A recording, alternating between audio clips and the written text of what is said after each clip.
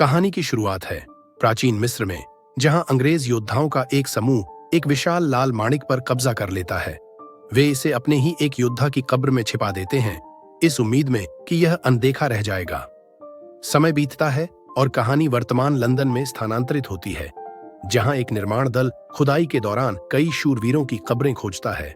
वैज्ञानिक Henry Jekyll इस स्थल की जांच करते हैं और संदेह जताते हैं कि यह मकबरा राजकुमारी अहमानेट की कहानी से जुड़ा हो सकता है। अहमानेट एक प्राचीन मिस्री राजकुमारी थी, जिसे इतिहास से जानबूझकर मिटा दिया गया था।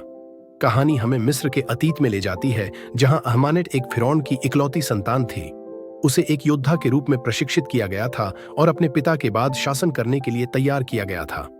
लेकिन उसके सपने तब चकनाचूर हो गए जब फिरौन ने दूसरी शादी कर ली और एक पुत्र जन्म लिया, जो सिंहासन का उत्तराधिकारी घोषित हुआ। अपनी विरासत छोड़ने से इनकार करते हुए अहमानेट ने मृत्यु के देवता सेठ के साथ एक समझौता किया।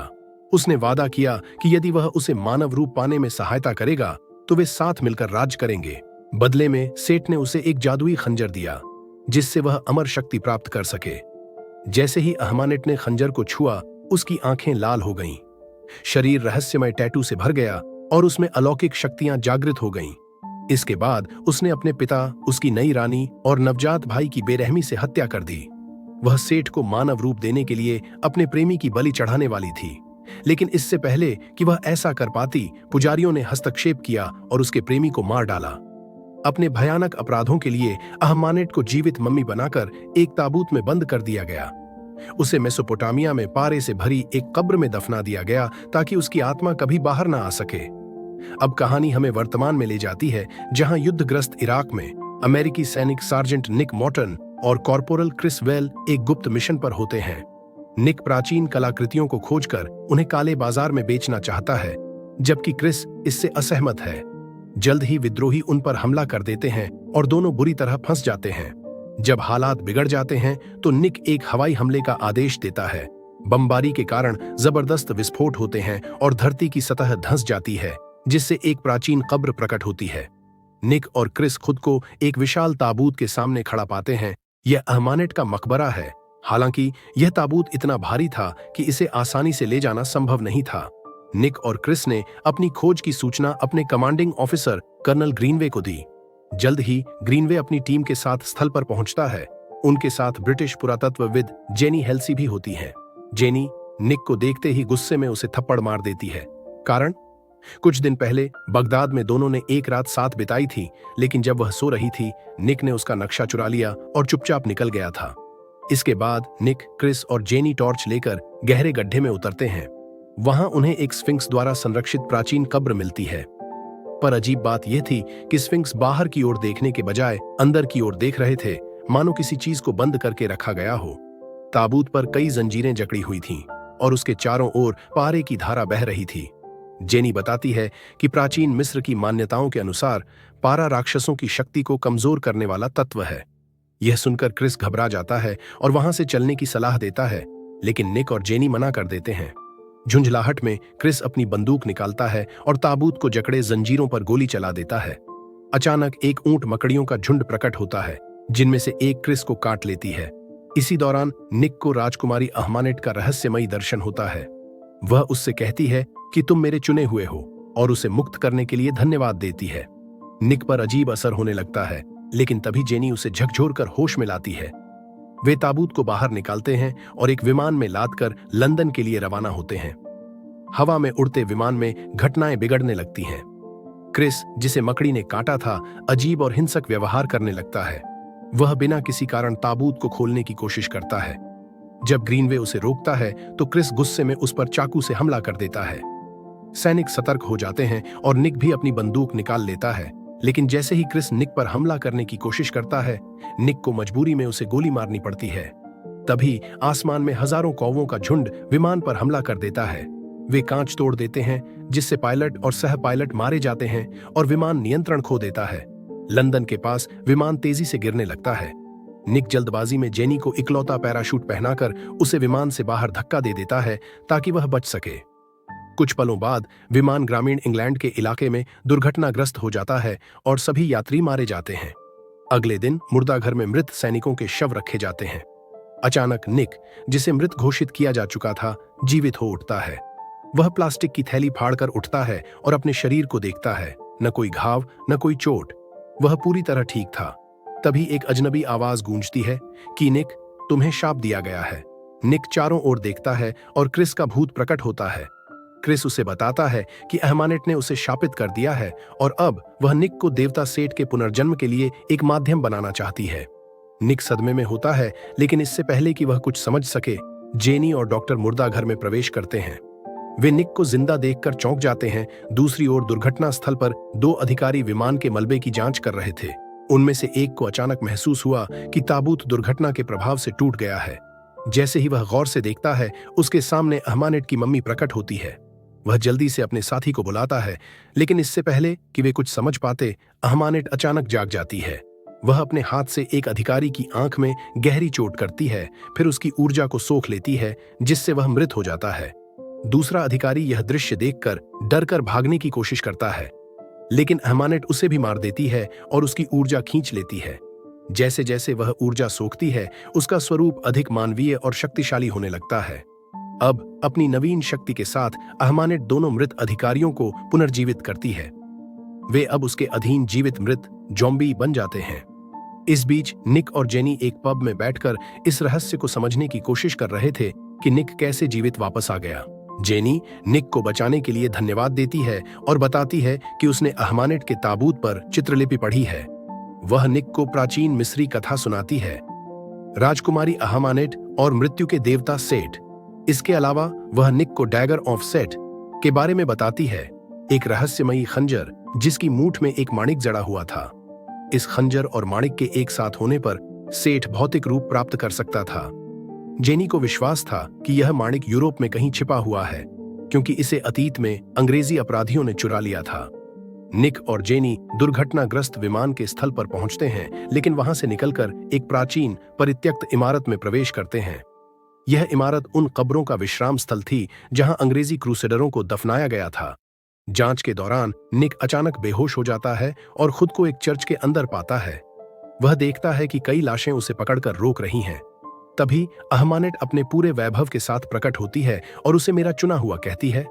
वह आगे बढ़ती है और एक मूर्ति को नष्ट कर देती है, जिससे उसके भीतर छिपा डैगर ऑफ सेठ प्रकट हो जाता है। अहमानेट इस प्राचीन अनुष्ठान को पूरा करने की कोशिश करती है, जिससे निक सेठ का अवतार बन जाए। लेकिन तभी वह देखती है कि खंजर के मूठ में से माणिक गायब है। इस बीच जेनी घटनास्थल पर पहुंचती है, जिससे अहमानेट और उसकी जीवित लाशों ज़ॉम्बी का ध्यान भटक जाता है। निक को खुद को छुड़ाने का मौका मिल जाता है। वह खंजर उठाकर अहमानेट की लाशों से मुकाबला करता है और उन्हें परास्त कर देता है। निक और जेनी वहां से भागने की कोशिश करते हैं और एक वैन में बैठकर निकलते हैं, लेकिन रास्ते में कई ज़ॉम्बी उन पर हमला कर देते हैं, जिससे वैन का संतुलन बिगड़ जाता है और वह दुर्घटनाग्रस्त हो जाती है। घटनास्थल पर अहमानेट धीरे धीरे मलबे की ओर बढ़ रही होती है, लेकिन तभी कई सशस्त्र लोग अचानक प्रकट होते हैं और पारा युक्त गोलियों से उस पर हमला कर देते हैं। उनकी गोलियां प्रभावी साबित होती हैं, जिससे अहमानेट कमजोर पड़ जाती है। वे उसे सफलतापूर्वक कैद कर लेते हैं। साथ ही वे निक और जेनी को भी मलबे से बाहर निकालते हैं। निक और जेनी को एक गुप्त सुविधा में लाया जाता है, जो लंदन के प्राकृतिक इतिहास संग्रहालय के नीचे स्थित थी। जैसे ही निक हॉल से गुजरता है, वह अजीब और डरावनी कलाकृतियां देखता है। नुकीले दांतों वाली खोपड़ियां, पपड़ीदार अग्रभाग और अन्य रहस्यमयी अवशेष। अंततः निक की मुलाकात होती है हेनरी जेकेल से, जेनी के बॉस और इस गुप्त संगठन प्रोडिजियम के नेता। जेकेल बताता है कि प्रोडिजियम एक संगठन है जो अंधेरे ताकतों को खोजने, उनका अध्ययन करने और उन पर नियंत्रण करने के लिए समर्पित है। अहमानेट को भारी जंजीरों में जकड़ा गया था और उसे काबू में रखने के लिए उसकी नसों में लगातार पारा पंप किया जा रहा था। हेनरी जेकेल ने निक को समझाया कि केवल उनकी सुविधा ही उसके अभिशाप को समाप्त करने में सक्षम है, लेकिन अहमानेट ठंडे स्वर में जवाब देती है, मेरा भाग्य पहले ही तय हो चुका है, यह अभिशाप मिटाया नहीं जा सकता। इस बीच प्रोडिजियम की एक पुरातात्विक टीम क्रूसेडर की कब्र की खुदाई कर रही थी। अचानक वे एक बहुमूल्य माणिक की खोज कर लेते हैं, वही माणिक जो अहमानेट को भी अपनी शक्तियों के माध्यम से महसूस हो जाता है। अपने बंधनों से मुक्त होने के लिए अहमानेट एक मकड़ी को बुलाती है और उसे आदेश देती है कि वह एक प्रोडिजियम तकनीशियन के कान में घुस जाए। मकड़ी के वशीकरण में आते ही तकनीशियन नियंत्रण खो बैठता है और उस मशीन को नष्ट कर देता है जो अहमानेट की नसों में पारा पंप कर रही थी। इसी बीच हेनरी को माणिक की खोज की खबर मिलती है। वह तेजी से अपनी प्रयोगशाला में जाता है और खुद को एक सीरम का इंजेक्शन लगाने की कोशिश करता है, लेकिन इससे पहले कि वह ऐसा कर सके, निक उसे रोक लेता है और जानना चाहता है कि आगे क्या होने वाला है। हेनरी बिना झिझक बताता है, तुम्हें मरना होगा निक। अहमानेट ने तुम्हें सेठ को दुनिया में लाने के लिए चुना है और इसे रोकने का यही एकमात्र तरीका है। निक को यह सुनकर गुस्सा आ जाता है, लेकिन हेनरी इसे मानवता के भले के लिए आवश्यक बलिदान बताता है। अपनी जान बचाने के लिए निक हेनरी का सीरम चुरा लेता है और भागने की कोशिश करता है, लेकिन वह यह नहीं जानता था कि यह उसकी सबसे बड़ी गलती साबित होने वाली थी। हेनरी अपना नियंत्रण खो देता है क्योंकि वह नियमित रूप से सीरम लेकर अपने दूसरे व्यक्तित्व, क्रूर और हिंसक एडवर्ड हाइड को दबाए रखता था। लेकिन अब जब निक ने उसका सीरम चुरा लिया था तो वह पूर्ण रूप से हाइड में बदल जाता है। गार्ड्स तुरंत जेनी को वहां से निकालने में सफल हो जाते हैं, लेकिन निक जागृत राक्षस एडवर्ड हाइड के साथ कमरे में फंसा रह जाता है। हाइड निक पर हमला करता है और उसे बेरहमी से पीटने लगता है। निक संघर्ष करता है, लेकिन वह हाइड की ताकत के सामने कमजोर महसूस करता है। इस बीच जेनी बुलेट प्रूफ शीशा तोड़ने की कोशिश करती है ताकि वह निक को बचा सके, लेकिन उसकी हर कोशिश बेकार साबित होती है। जब निक को लगता है कि अब उसके पास कोई रास्ता नहीं बचा, तो वह किसी तरह सीरम से भरी सिरिंज तक पहुंचने में सफल हो जाता है। जैसे ही हाइड उस पर आखिरी वार करने वाला होता है, निक अचानक सिरिंज को पकड़कर हाइड को इंजेक्शन लगा देता है। हाइड का गुस्सा शांत होने लगता है। कुछ ही क्षणों में वह फिर से हेनरी जेकिल में बदल जाता है। अब निक और जेनी माणिक को खोजने और उसे नष्ट करने के लिए प्रोडिजियम मुख्यालय से बाहर निकलते हैं, लेकिन उसी समय अहमानेट भी खुद को जंजीरों से मुक्त कर लेती है। वह आसपास के सैनिकों को तेजी से मार देती है और कई प्रोडिजियम अधिकारियों से उनकी जीवन ऊर्जा चूस लेती है। इसके बाद अहमानेट अपनी काली शक्तियों का उपयोग करके मुख्यालय की सभी खिड़कियां तोड़ देती हैं। अब अहमानेट क्रूसेडर की कब्र पर पहुंचती है और दफनाए गए शूरवीरों की लाशों को पुनर्जीवित कर देती है। उसके आदेश पर वे सभी सैनिकों पर हमला कर देते हैं और प्रोडिजियम की रक्षा को पूरी तरह नष्ट कर देते हैं। इसका फायदा उठाकर अहमानेट माणिक को ढूंढ लेती है और उसे सेट के खंजर के मूठ पर वापस रख देती है। दूसरी ओर निक और जेनी क्रिस के भूत से मिलते हैं। क्रिस उन्हें माणिक तक पहुंचने का रास्ता दिखाता है, लेकिन तभी क्रूसेडर की ज़ॉम्बी सेना उनका रास्ता रोक लेती है। ज़ॉम्बीज उन पर हमला कर देते हैं और एक दीवार को नष्ट कर देते हैं, जिससे निक और जेनी सीवर के पानी में गिर जाते हैं। इसके बावजूद दोनों बहादुरी से लड़ते हैं। निक ज़ॉम्बियों के सिर तोड़ता है और उन्हें टुकड़ों में चीर देता है। आखिरकार दोनों किसी तरह बचकर निकलने में सफल हो जाते हैं। निक और जेनी अभी ज़ॉम्बी सेना से बचकर निकले ही थे कि अचानक अंधेरे में से अहमानेट प्रकट होती है। गर्जन के साथ वह जेनी को पानी के भीतर खींच ले जाती है। निक पागलों की तरह उसे पकड़ने की कोशिश करता है, लेकिन जब तक वह गहराई में पहुंचता है, सब कुछ खत्म हो चुका होता है। जेनी की निहजीव देह ठंडे पानी में तैर रही थी। नहीं, निक की चीख गूंज उठती है, लेकिन यह उसकी मदद नहीं कर सकती थी। अहमानेट उसे तिरस्कार भरी नजरों से देखती है और कहती है, मौत से भी बदतर किस्मत होती है निक। वह अब एक बेहतर जगह पर है। गुस्से और दुख से जलता निक अपनी पूरी ताकत से राजकुमारी पर हमला करता है, लेकिन यह कोई बराबरी की लड़ाई नहीं थी। अहमानेट उसे आसानी से हराकर घायल कर देती है। वह उसकी गर्दन पकड़ते हुए कहती है, अब आत्मसमर्पण कर दो निक। जब यह सब खत्म होगा तब तुम मुझे धन्यवाद दोगे। अहमानेट की शब्दों में एक अजीब सा जादू था।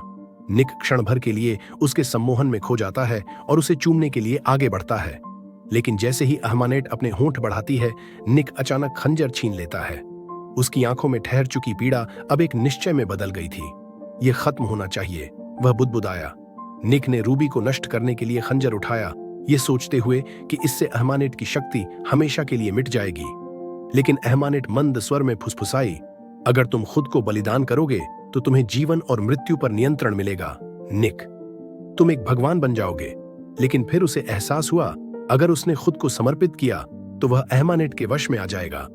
कुछ क्षणों के गहरे विचार के बाद निक ने बिना किसी हिचकिचाहट के खंजर अपने दिल में घोंप लिया। एक बिजली की लहर उसके शरीर में दौड़ गई।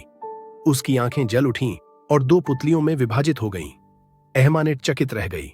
वह धीरे धीरे उसकी ओर बढ़ी, यह सोचकर कि अब वह उसकी साथी बन चुका है।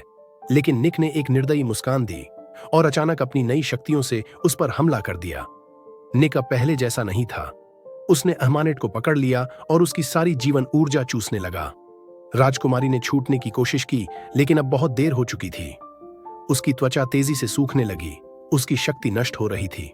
कुछ ही पलों में वह फिर से अपनी मम्मीकृत अवस्था में लौट आई। अहमानेट हार चुकी थी। निक ने अपनी शक्तियों का उपयोग करके जेनी को पुनर्जीवित किया। उसकी आंखें फिर से खुलीं और वह हैरानी से अपने चारों ओर देखने लगी। लेकिन जब उसने चारों ओर देखा, निक कहीं नहीं था। उसने घबराकर पुकारा। छायाओं के बीच वह उसे देख सकती थी, लेकिन वह आगे आने से इनकार कर रहा था। निक, कृपया मत जाओ। लेकिन निक जानता था कि वह अब पहले जैसा इंसान नहीं रहा। वह एक अशांत राक्षस था, जिसके भीतर देवता और दानव दोनों का संघर्ष था। मुझे जाना होगा जेनी, उसने धीरे से कहा। आंखों में आंसू लिए जेनी ने उसे रोकने की विनती की, लेकिन निक धीरे धीरे अंधकार में विलीन हो गया। कुछ दिन बाद हेनरी और जेनी अहमानेट के निर्जीव मम्मीकृत शरीर को ताबूत में सील कर रहे थे। हेनरी ने कहा, अब वह फिर से नहीं उठेगी। उन्होंने ताबूत को पारे से भर दिया ताकि अहमानेट कभी भी फिर से मुक्त न हो सके। दूसरी ओर रेगिस्तान में एक रहस्यमयी जगह पर हम निक को क्रिस के साथ देखते हैं, जिसे उसने फिर से जीवित कर दिया था। इसी के साथ यह कहानी यहीं समाप्त होती है। तो दोस्तों, आपको यह कहानी कैसी लगी हमें कमेंट में बताएं। अगर वीडियो पसंद आई हो तो लाइक और शेयर करें और हमारे चैनल को सब्सक्राइब करना न भूलें। साथ ही बेल आइकॉन जरूर दबाएं ताकि आप हमारी नई वीडियो की नोटिफिकेशन सबसे पहले पा सकें। धन्यवाद।